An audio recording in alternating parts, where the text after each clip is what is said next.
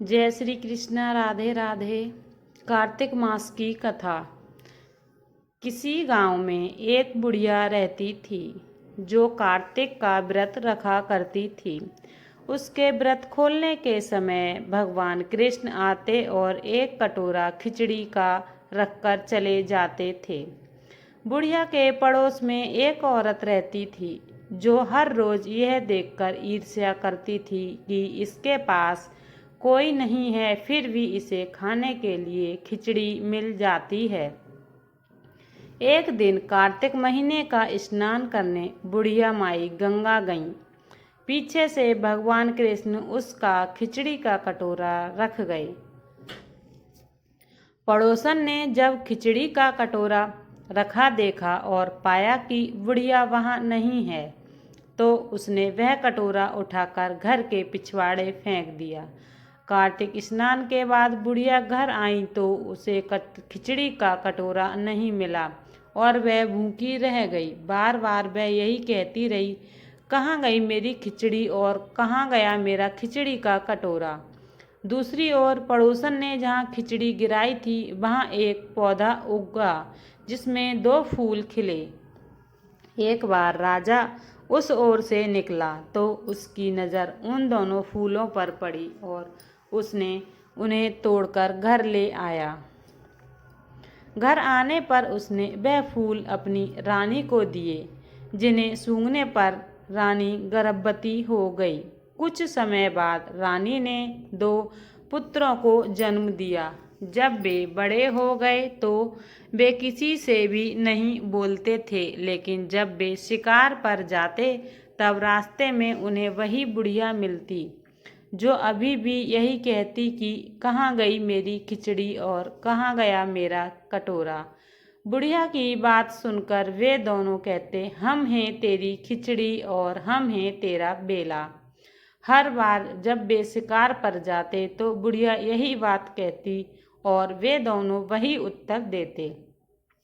एक बार राजा के कानों में यह बात पड़ गई। उसे आश्चर्य हुआ कि दोनों लड़के किसी से नहीं बोलते, परंतु इस बुढ़िया से कैसे बात करते हैं। राजा ने बुढ़िया को राजमहल में बुलवाया और कहा, हम में से किसी से ये दोनों बोलते नहीं हैं, तुमसे ये कैसे बोलते हैं। बुढ़िया ने कहा, महाराज, मुझे नहीं पता कि ये कैसे मुझसे बोलते हैं।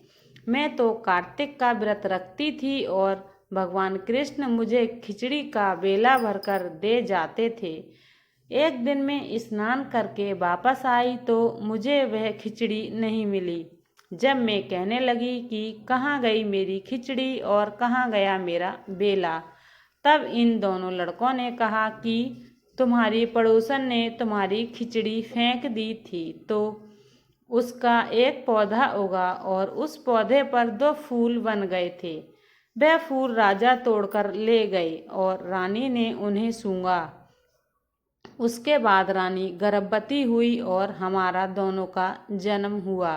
हमें भगवान ने तुम्हारे लिए ही भेजा है। सारी बात सुनकर राजा ने बुढ़िया को महल में ही रहने को कहा। हे कार्तिक महाराज, जैसे आपने बुढ़िया की बात सुनी वैसे ही आपको व्रत करने वालों की भी सुनना। कार्तिक मास की एक और कहानी। किसी गांव में एक बुढ़िया रहती थी और उसका एक बेटा और बहू भी साथ रहते थे। कार्तिक का महीना आया तो बुढ़िया ने बेटे से कहा कि वह कार्तिक स्नान के लिए जाएगी और 1 महीना वहीं रहेगी। यह सुनकर उसके बेटे ने अपनी पत्नी से कहा, माँ के लिए 30 लड्डू बना दो ताकि वह पूजा पाठ करने के बाद कुछ खा सके।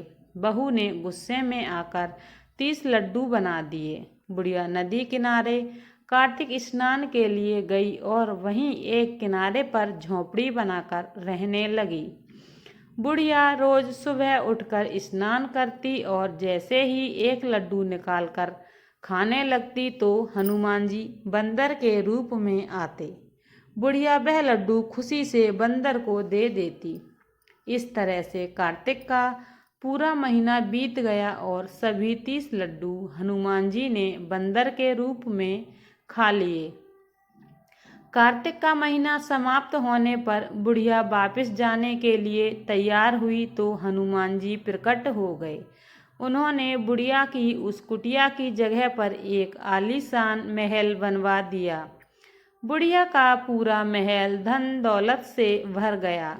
उसकी काया निरोगी हो गई और अन्न के भंडार से महल भर गया। इतना सब होने पर वह धूमधाम से अपने बेटे के पास गई। बुढ़िया को इतना धनी देखकर उसकी बहू ने मन में कहा कि अगले कार्तिक मैं भी अपनी माँ को कार्तिक स्नान के लिए भेजूंगी। अगले कार्तिक आने पर उसने अपनी माँ को कार्तिक स्नान के लिए कहा। उसने पूरे 30 लड्डू घी और बहुत सा मेवा डालकर अपनी माँ के लिए बना दिए। माँ कार्तिक स्नान के लिए गई और जैसे ही सुबह सवेरे नहाकर लड्डू खाने लगती तो हनुमान जी बंदर का रूप रखकर उसके सामने आकर बैठ जाते। वह पत्थर मारकर उन्हें भगा देती और कहती, जिससे मेरा पेट ही नहीं भरा उसे मैं कैसे दे दूं। यह क्रम 30 दिन तक चलता रहा। कार्तिक का महीना समाप्त हुआ तो हनुमान जी फिर से प्रकट हुए। उन्होंने बहू की माँ की कुटिया को कूड़े कचरे में बदल दिया और उसकी माँ को डूकर बना दिया। कार्तिक महीना समाप्त होने पर बहू ने भी अपने पति से कहा, कार्तिक का महीना समाप्त हो गया है, आप मेरी माँ को गाजे वाजे के साथ लेकर आओ। लड़का अपनी सास को गाजे वाजे के साथ लेने गया तो वहाँ देखता है कि कुटिया की जगह कूड़े का ढेर लगा है और उस पर उसकी सास डूकर बनकर बैठी है। लड़के को देखकर हनुमान जी प्रकट हुए और बोले, बेटा तुम्हारी माँ ने सच्चे मन से कार्तिक का स्नान किया और पूजा पाठ किया, इसलिए तुम्हारी माँ पर कार्तिक देवता का आशीर्वाद बरसा।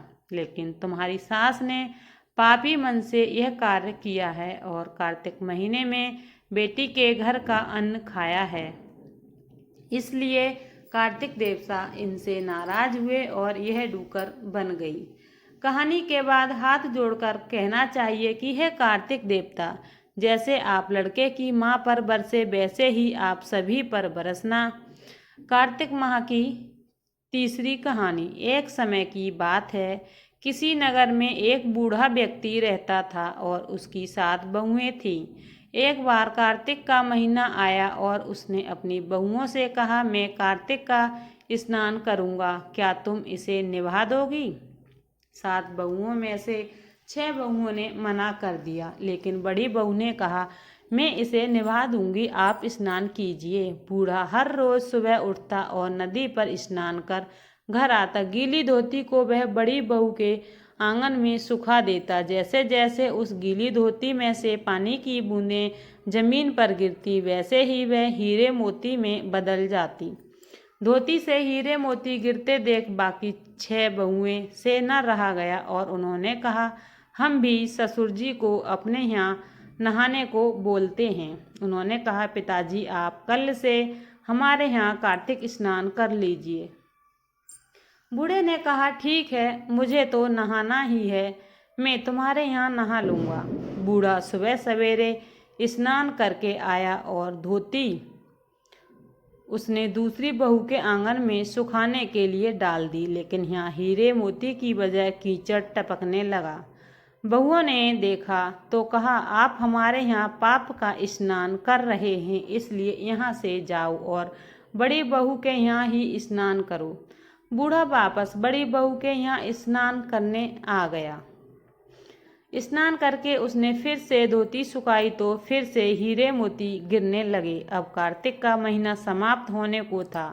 बूढ़ा चिंता में पड़ गया तो बड़ी बहू ने इसका कारण पूछा। उसने कहा, कार्तिक स्नान समाप्त होने को है और मेरा मन है कि मैं सारे परिवार को एक दिन खाने का न्योता दूं। बड़ी बहू ने कहा, पिताजी इसमें चिंता करने की क्या बात है, आप सभी को बुला लें, मैं खाना बना दूंगी। बूढ़ा सभी को निमंत्रण देने गया तो बाकी की बहुओं ने कहा, जब तक यह घर पर रहेगी हम खाने पर नहीं आएंगे। बूढ़ा फिर से चिंता में घिर गया कि ऐसे कैसे होगा और सोचने लगा। बूढ़े ने सूक्त देख अपनी बड़ी बहू से कहा, पिताजी आपको क्या चिंता है? बूढ़े ने बाकी 6 बहुओं वाली बात बड़ी बहू को बता दी, जिसे सुनकर वह बोली, पिताजी ठीक है, मैं खाना बनाकर रख जाऊंगी। और उसने वैसा ही किया। खाना बनाकर रख दिया और अपने लिए 4 रोटी लेकर खेत पर चली गई। इधर 6 बहुओं ने खाना खा लिया, लेकिन जाने से पहले बाकी बचे खाने में कंकड़ पत्थर डाल दिए और बड़ी बहू आएगी तो परेशान होगी। इधर खेत में बैठकर बड़ी बहू कहने लगी, हे राम जी, ये क्या हो रहा है? और वो अपना एक वाक्य कहने लगी, राम जी की चिड़िया, राम जी का खेत, चुगलो चिड़िया भर भर पेट। मेरे ससुर ने घर में जगह दी है और मैंने खेत में। चिड़िया को बाजरा डालकर वह घर आ गई। घर आई तो बूढ़ा फिर उदास बैठा। उसने पूछा, पिताजी अब ये उदासी क्यों है? सब ठीक ठाक तो निपट गया ना? वह बोला, हाँ सब ठीक निपट गया, लेकिन वह तेरी देवरानियां बाकी खाने में कंकड़ पत्थर व मिट्टी डालकर गईं। बहू ने कहा, कोई बात नहीं पिताजी, मैं तो अपने लिए 4 रोटी फिर बना लूँगी। बहू बूढ़े से बात कर घर के भीतर जाकर खाने को देखती है, लेकिन वह देखती है कि जिस खाने में उसने सब कंकड़ पत्थर डाले थे वह सब हीरे मोती में बदल गए हैं। घर की जगह महल खड़ा हो गया और धन दौलत से भर गया। वह बूढ़े को बुलाकर कहती है, पिताजी आपने तो कहा कि मेरे लिए कुछ नहीं बचा है, लेकिन यहाँ तो हीरे मोती के भंडार हो गए। पूरे घर में धन की वर्षा हो रही है। साधारण सा घर महल में बदल गया। बूढ़ा सब चीज़ों को देखकर बोला, बेटी तुमने सच्चे मन से कार्तिक स्नान सच्चे मन से निभाया था, लेकिन बाकी बहुओं ने पापी मन से इसे निभाया, इसलिए कार्तिक देवता तुमसे प्रसन्न हुए और यह फल दिया। हे कार्तिक देवता, जैसे आपने बड़ी बहू को फल दिया वैसे ही आप सभी को फल देना। यह थी आज की वीडियो। उम्मीद है आप सभी को वीडियो पसंद आई होगी। वीडियो को लाइक शेयर ज़रूर करें और कमेंट में जय श्री कृष्णा अवश्य लिखें। साथ ही चैनल को सब्सक्राइब जरूर करें ताकि ऐसी ही आध्यात्मिक जानकारी और वीडियो आपको मिलते रहें। मिलते हैं अन्य वीडियो में। सभी को जय श्री कृष्णा, राधे राधे।